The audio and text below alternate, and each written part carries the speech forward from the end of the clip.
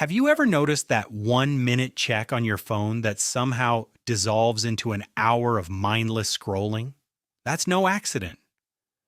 You aren't just using a tool, you are sitting at a digital slot machine, and the house always wins. Every notification, every pull to refresh, and every infinite scroll is a calculated psychological strike designed to hijack your dopamine pathways. We think we're in control, but in reality, our attention is the currency being harvested.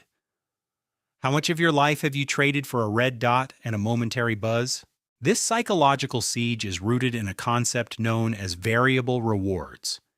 In behavioral science, a fixed reward, like a bell ringing every time you press a button, eventually becomes boring.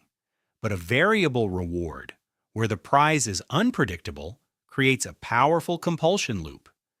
This is the exact mechanism used by casinos to keep gamblers glued to their seats.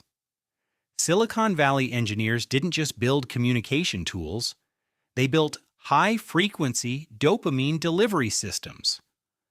By utilizing neuroplasticity against us, these interfaces rewire our brains to crave the hit of a new like or comment. It's a phenomenon called intermittent reinforcement. When we don't know if the next scroll will bring a funny video or a stressful email, our brain stays in a state of high alert craving.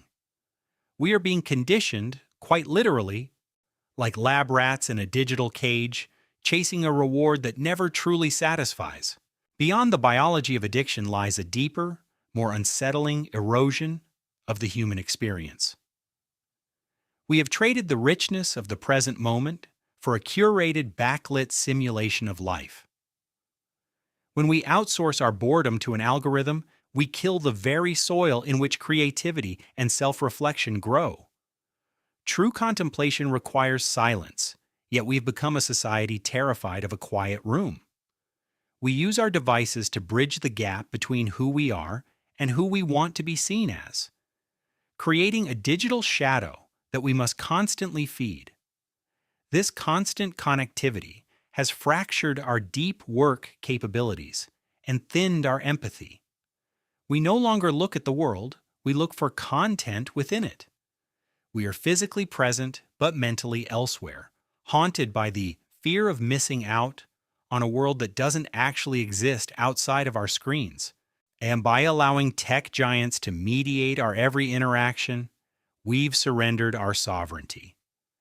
The ethics of this are clear. We are being treated as data points to be optimized, not as souls to be nourished.